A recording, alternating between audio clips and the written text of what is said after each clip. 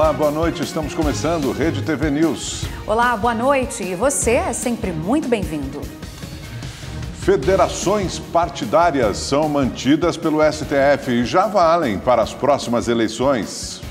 Só que agora as federações devem respeitar o prazo mínimo de 4 anos. E nesta edição do Rede TV News você vai ver também. Inflação desacelera em relação a dezembro, mas tem o mês de janeiro com o maior índice dos últimos 6 anos. Culpa dos alimentos. Segundo o IBGE, a alta no preço dos alimentos foi impulsionada pelos fatores climáticos. Caso Henri, ex-vereador Jairinho e Monique voltam a prestar depoimento à Justiça no Rio de Janeiro. O dela levou horas. As principais notícias estão aqui.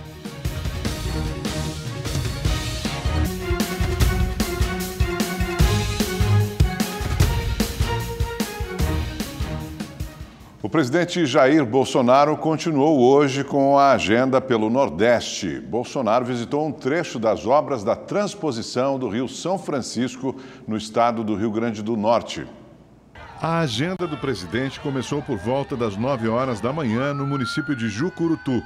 De carro, ele passou pelas ruas da cidade e foi recebido por apoiadores.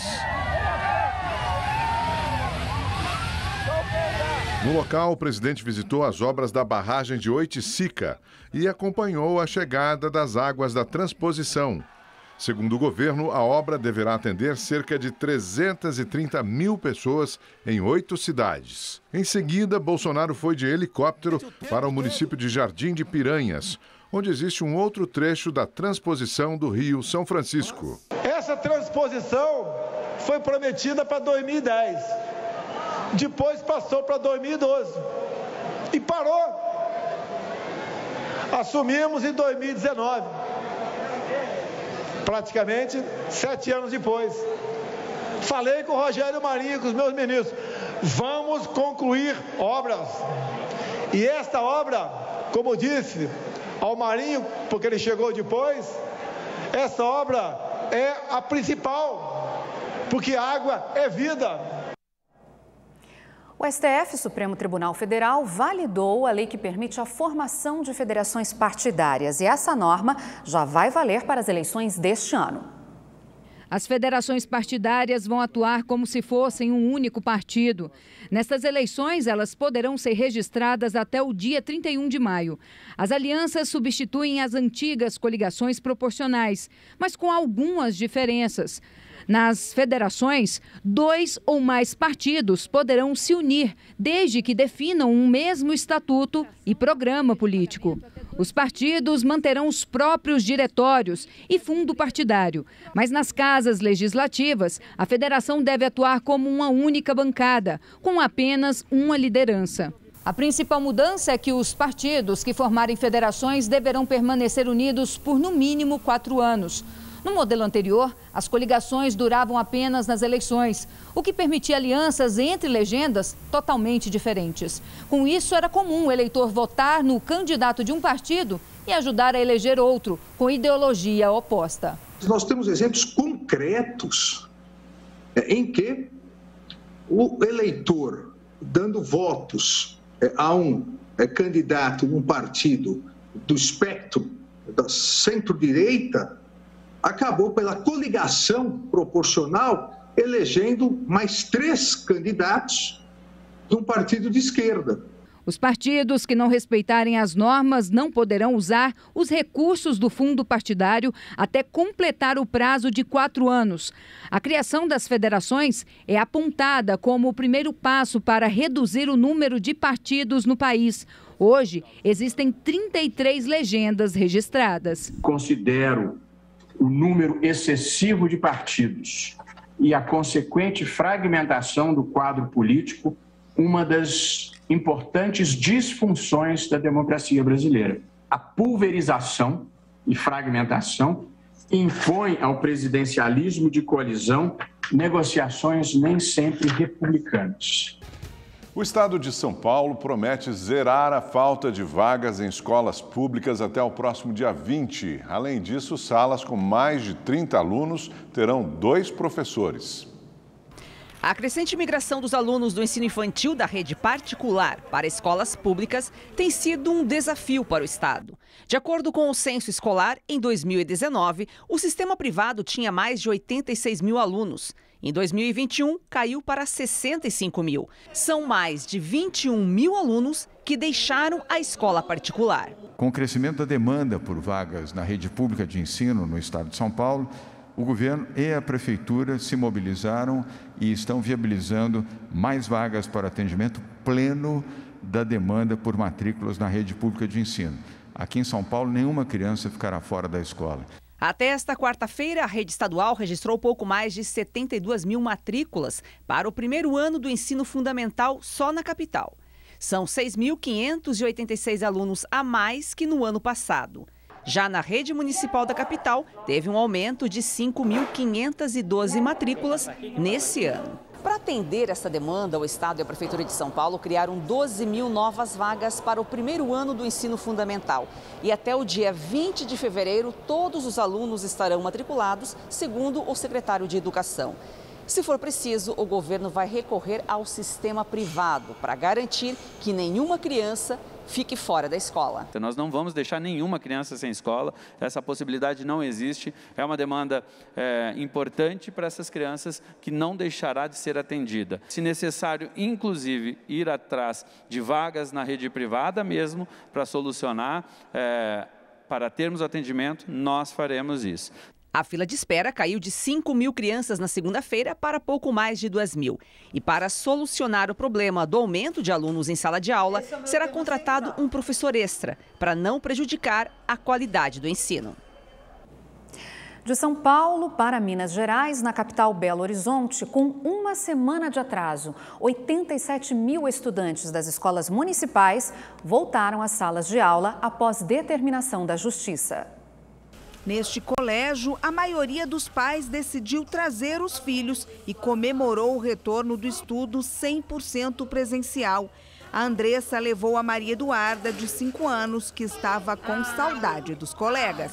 Foi bom, preferi sim, adiantar logo, né? Estava muito ansiosa para voltar a estudar. Nem dormiu essa noite. É verdade. A abertura das escolas para crianças entre 5 e 11 anos virou uma disputa judicial. A prefeitura adiou o início do ano letivo em 2 semanas, para 14 de fevereiro, alegando que precisava de mais tempo para a vacinação infantil. O Ministério Público reverteu a decisão na Justiça, que determinou o retorno imediato dos 87 mil alunos da rede municipal. Havia uma expectativa do que de fato está acontecendo, os índices começam a recuar. Essa era já uma expectativa dos epidemiologistas. A partir de hoje também entram em vigor novas regras de flexibilização na capital mineira. Não será mais necessária a apresentação conjunta de teste negativo para a Covid-19 e comprovante de vacinação para a entrada em eventos, shows, casas de festas e jogos de futebol. Agora as pessoas podem mostrar apenas um dos documentos. Ainda sobre Belo Horizonte, em pleno verão, muitos moradores saíram de casa hoje com roupa de inverno. Nas primeiras horas da manhã, a sensação térmica chegou a 13 graus. Já no interior de Minas Gerais, a chuva voltou a provocar muitos estragos. O temporal da noite de terça-feira causou muitos transtornos em Poço Fundo, no sul de Minas. Essas imagens mostram a força da água. 2 pontes da cidade foram interditadas e 19 pessoas estão desabrigadas. Os rios que cortam Muriaé, na zona da mata, transbordaram e os bombeiros usaram botes para resgatar pessoas que ficaram ilhadas. No município de Jaguaraçu, no leste do estado, um prédio de 4 andares desabou. Os moradores foram retirados a tempo e não houve vítimas. Em Santa Luzia, na Grande BH, 4 casas desabaram e outras 20 foram interditadas pela Defesa Civil. 100 famílias estão desabrigadas. Deus. Aqui em Belo Horizonte, a chuva também não dá trégua. Em algumas regiões, o volume nesses primeiros dias de fevereiro já superou a média histórica de todo o mês. Segundo o Instituto Nacional de Meteorologia, há pelo menos 5 anos, a capital mineira não registrava um verão tão chuvoso. A explicação vem de um sistema de umidade chamado Zona de Convergência do Atlântico Sul. Ela organiza uma grande faixa de nebulosidade entre o norte do Brasil, passando pelo centro-oeste, estendendo-se até o Oceano Atlântico Sul, culminando aí com chuvas significativas sobre os estados de Minas Gerais, Espírito Santo, Rio de Janeiro, São Paulo. Com tanta chuva, o risco de deslizamentos de terra e desmoronamentos é cada vez maior. Nos últimos 40 dias, os bombeiros atenderam cerca de 1.700 ocorrências na capital mineira, quase 500% a mais que no mesmo período do ano passado. As temperaturas mais baixas também chamam a atenção. Hoje, a mínima em BH foi de 17 graus. Em função dos ventos mais intensos um pouco, tivemos aí nos locais mais elevados a sensação térmica aí em torno de 13, 14 graus, que não é tão comum nesta época do verão. Em pleno verão, muita gente saiu de casa com roupa de inverno. Eu tô com muita saudade do calor, prefiro o calor. Eu não estou entendendo, é muito frio. Aqui, ao horário que eu estou com gorro. E será que vem mais frio, mais água para Minas Gerais? Chegou o momento da gente conferir juntos a previsão do tempo para todo o Brasil com Igor Silveira. Olá, boa noite. Olha, a zona de convergência do Atlântico Sul, que foi citada na matéria anterior, continua em atuação e, por isso, o tempo fica instável desde a região norte até o sudeste. Em Belo Horizonte e no Espírito Santo, a previsão é de chuva permanece, só que em alguns pontos ela vem com mais volume e isso pode aumentar o risco de alagamentos e deslizamentos de terra. Em São Paulo, o sol aparece pela manhã, à tarde tem variação de nuvens e pode chover de forma fraca e isolada em algumas regiões. No Rio, por causa da passagem de uma frente fria, o céu fica nublado, tem previsão de chuva forte e também não esquenta muito, olha só, 26 graus amanhã em São Paulo e 26 também no Rio de Janeiro.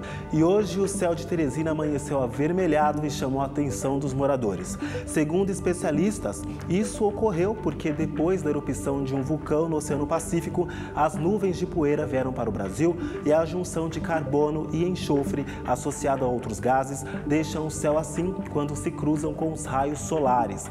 Interessante, né? Bom, amanhã ainda tem previsão de chuva no Maranhão, no Piauí e no interior da Bahia. No litoral, o sol está garantido. Na região norte, céu com muitas nuvens e com tempo abafado. Em Manaus, a máxima amanhã pode chegar aos 32 graus. E para saber mais sobre a previsão do tempo na sua cidade, é só entrar no site da Rede TV. Eu fico por aqui, uma ótima noite e até mais. No interior da Bahia, em Riachão do Jacuípe, uma mulher foi agredida por um policial militar em um parque de exposições da cidade. O PM aplica um mata-leão, joga a mulher no chão e a imobiliza com os joelhos. Ela perde os sentidos imediatamente. Segundos depois, ele e um colega de trabalho aparecem retirando a vítima do local. Um segura pelo braço e o outro pela bermuda. Em nota, o comando da Polícia Militar informou que não compacta com práticas violentas e abriu um procedimento para apurar a conduta dos policiais. Em Bom Jesus das Selvas, no Maranhão, um ladrão se deu mal ao tentar roubar uma casa. Ele ficou com a cabeça entalada no telhado. O assaltante implorou ajuda ao dono da residência, que gravou a cena. Seu Goiânia, eu peço pra você, seu Goiânia. Peça alguém pra me tirar daqui, seu Goiânia, por favor, moço. Eu não quero morrer, não. A Polícia Militar informou que o proprietário da casa não registrou o boletim de ocorrência. Nós agora vamos ao vivo ao Rio de Janeiro. Já dura mais de 10 horas o depoimento de Monique Medeiros, mãe do menino Henri. E esse acontece no Tribunal de Justiça. Quem acompanha é o nosso repórter Tony Vendramini. Monique e o ex-vereador Jairinho são acusados da morte do garoto. Tony, quais são as atualizações desse caso? Boa noite. Boa noite, Milena. Boa noite, Augusto. Muito boa noite a todos que nos acompanham. Na verdade, o interrogatório da Monique Medeiros, a mãe do menino Henri, acabou neste momento. Foi um depoimento longo, exaustivo e que só não se estendeu mais porque a Monique não quis responder às perguntas dos advogados do Jairinho. Agora, a juíza responsável pelo caso vai decidir se Monique e Jairinho vão a júri popular. Mais cedo, de manhã, o Jairinho também foi ouvido, rapidamente, ele se recusou a responder as perguntas. Vamos ver na reportagem. O primeiro a ser interrogado foi Jairinho. Alegando a preservação do direito de imagem do réu, o novo advogado do ex-vereador pediu a retirada das câmeras e a juíza acolheu. A decisão revoltou o pai de Henri. Como eu sou uma das testemunhas, me proibiram de estar lá dentro e agora o Brasil inteiro não pode assistir. O que o Jairo quer esconder? Tá claro, agora ficou claro para todo mundo, para mim, para o Brasil inteiro, que o Jairo quer esconder a verdade. O depoimento de Jairinho foi curto, durou cerca de 10 minutos. O ex-vereador afirmou que nunca encostou em um fio de cabelo de Henri e decidiu se calar depois que a juíza respondeu à defesa que a produção de novas provas técnicas só poderia ser pedida no momento de uma possível confirmação do julgamento. A defesa de Jairinho quer juntar ao processo imagens de câmeras do hospital, raio-x de Henri, 3 folhas do prontuário médico que estariam faltando e um confronto entre o laudo dos peritos e um exame feito por especialistas. Exige um aprofundamento de estudo muito importante para fazer a coisa com seriedade. Então eu, com meus colegas de trabalho, decidimos nos manter em silêncio até que a gente possa analisar com mais profundidade a forma como as coisas estão sendo feitas e qual o caminho que nós vamos seguir. Depois de Jairinho, foi a vez de Monique ser interrogada. Ela disse que iria contar toda a verdade sobre a morte do filho e relatou que sofria agressões de Jairinho por ciúmes. Também chorou ao contrariar o laudo do IML e disse que não tinha marcas de violência no corpo de Henri. As médicas não disseram nada, não existia machucado no meu filho. E a gente não sabia o que estava acontecendo. Ela mudou a versão apresentada na delegacia. Desta vez disse que estava dormindo e que foi Jairinho quem viu Henri primeiro. As pessoas ainda perguntam, mas por que você mudou seu depoimento? Porque eu não estava mais com o doutor André. Não tinha mais ninguém em cima de mim me manipulando. Também afirmou que foi treinada pelo advogado André França para servir de álibi do ex-vereador. E eu não percebi isso. Eu tinha sido treinada para mentir, para proteger o Jairinho. E relatou que vem sofrendo ameaças na prisão. Aconteceu, deu ser intimidada dentro da cadeia, deu ser ameaçada. Falavam que eu era assassina de criança, coisa que eu não sou bandida, não sou criminosa, nunca mataria o meu filho, isso é mais do que óbvio, e eu nunca coadunaria com nenhum tipo de violência contra o meu filho. Um acidente em um parque de diversões em Imbé, no litoral do Rio Grande do Sul, deixou 4 feridos. Entre as vítimas, uma criança. Um adulto continua internado. O carrinho de uma montanha-russa despencou de uma altura de aproximadamente 6 metros. Eram quase 11 horas da noite quando um casal, uma mulher e a irmã de um deles, de 9 anos, decidiram andar em uma montanha-russa de um parque de diversões em Imbé, no litoral norte. O carrinho de 4 lugares estava no trecho de subida, considerado lento, quando despencou. Ele se desengatou dessa engrenagem e veio a cair. Ele veio em queda livre e depois caiu pela lateral da montanha-russa. Durante a manhã de hoje, uma equipe da perícia de Porto Alegre foi ao parque para apurar as possíveis causas do acidente. Familiares das vítimas, que também estavam no brinquedo, já foram ouvidos, assim como o advogado do parque. Ontem à noite, a gente trouxe para a delegacia os operadores do brinquedo do parque, mas eles estavam muito nervosos diante do acontecimento, eles não prestaram declaração. O advogado do parque se dispôs a apresentar, assim que a gente for ouvir, os proprietários do parque, bem como os funcionários que estavam operando o equipamento. Um inquérito por lesão corporal culposa foi instaurado de forma preliminar.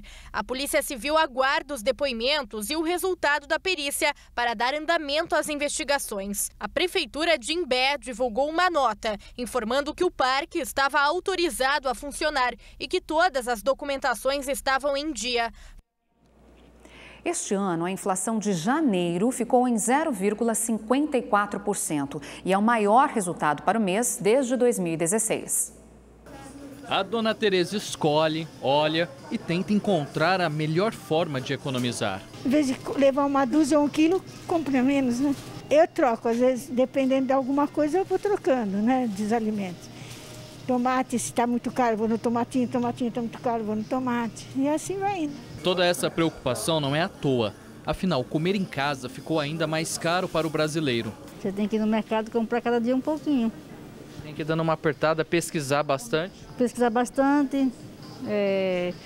Um dia come ovos, um dia come um pedaço de carne, um frango, um peixe, assim vai levando, né? Na média, os gastos com a comida tiveram um acréscimo de quase 1,5%. E foi exatamente a alimentação que impactou a alta da inflação deste começo de ano. Os itens mais caros nessa cesta, que pesaram no bolso dos consumidores em janeiro, foram as carnes, frutas, cenoura, cebola, a batata inglesa, o tomate e o café, que disparou mais de 56% nos últimos 12 meses. Segundo o IBGE, a alta no preço dos alimentos foi impulsionada pelos fatores climáticos, como o excesso de chuva em diferentes regiões e a seca no sul do país.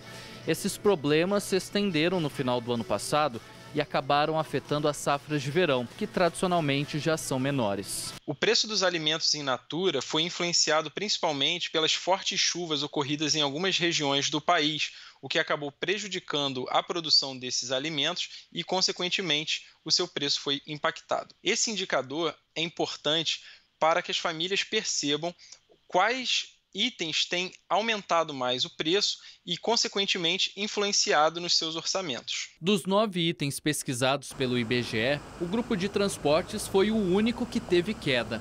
Destaque para as passagens aéreas. O resultado traz ainda uma desaceleração da inflação, se comparado com o mês de dezembro, quando o índice ficou em 0,73%.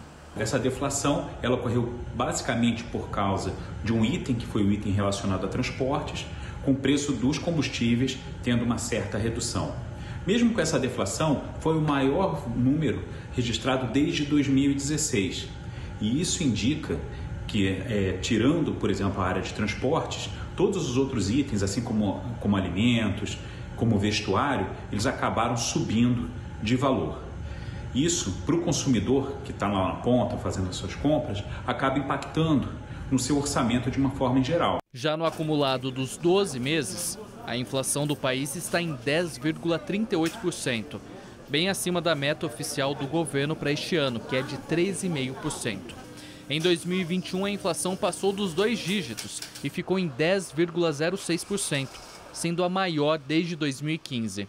O governo fará alguns acertos, alguns ajustes que nós esperamos para que se controle a inflação ainda durante esse ano.